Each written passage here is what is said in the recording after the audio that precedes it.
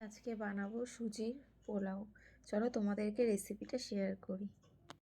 বাটিতে সুজিটা ঢেলে রেখেছিলাম যাতে কোনো পোকামাকড় আছে কিনা বেছে রেখেছি। তো কড়া গরম হয়ে গেলে কড়াতে সুজিটা দিয়ে দেবো, ভালো করে নেড়ে চেড়ে লাল লাল হয়ে আসলে তখন সুজিটা নামিয়ে নেব। তারপর যেসব উপকরণ আমি দিয়ে করব সব কেটে রেখেছিলাম আগে থেকেই।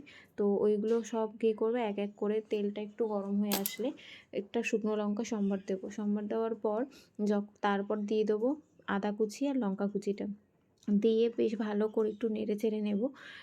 তারপরে দিয়ে দেবো পেঁয়াজ কুচি। পেঁয়াজ কুচিটা দেওয়ার পরে যখন দেখব একটু মানে নুন দিয়ে সামান্য মজে যাবে, তো তারপর দিয়ে দেবো কারি পাতাটা। কারি পাতাটা দিয়ে দিলে কি হয়, মানে পেঁয়াজ মানে আগে থেকে যদি কারি পাতাটা তেলে দিই না, পুরো পুড়ে যায় আগে থেকে। তো ওই পেঁয়াজের সাথে দিলে বেশ গন্ধটা ভালো হয়। তারপরে এক এক করে আলু ছাড়বো। আলু দিয়ে ভালো করে একটু নেড়েচেড়ে নেব। নেওয়ার পর সামান্য একটু নুন দিয়েছিলাম, তো যাতে মজে যায় সবজিগুলো ভালোভাবে, আর সবজিগুলোর গায়ে যাতে নুনটাও ভালোভাবে একটু মিশে যায়। তারপর এক এক করে সব সবজিগুলো কেটে রেখেছিলাম, সেই সবজিগুলো দিয়ে ভালো করে নেড়েচেড়ে নেবো, একটু লাল লাল হয়ে আসবে। তার মধ্যে দিয়ে দেবো এই সুজিটাকে আগে থেকে আমি একটু বাটিতে তুলে রেখেছিলাম, ওর মধ্যে জল দিয়ে 2 মিনিট মতো ভিজিয়ে রাখবো। 2 মিনিটের বেশি রাখিনি, 2 মিনিটই রেখেছি।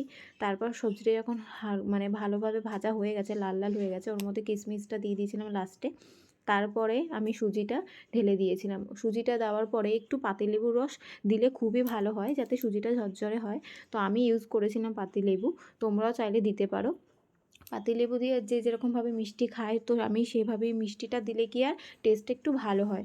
মিষ্টিটা দিয়ে ভালো করে নেড়ে চেড়ে নিয়েছি। আমার উপকরণ তৈরি। আমার সুজির পোলাও কেমন লাগলো তোমরা জানিও প্লিজ কমেন্টে। আমার তো খুবই ভালো লেগেছে, আর তোমরা দেখতেই পাচ্ছ আমি মানে সুজির পোলাওটা এতটাই ভালোভাবে করি। তো তোমাদের কেমন লাগলো তোমরা প্লিজ কমেন্টে জানিও। টাটা বাই, আজকে এখানে।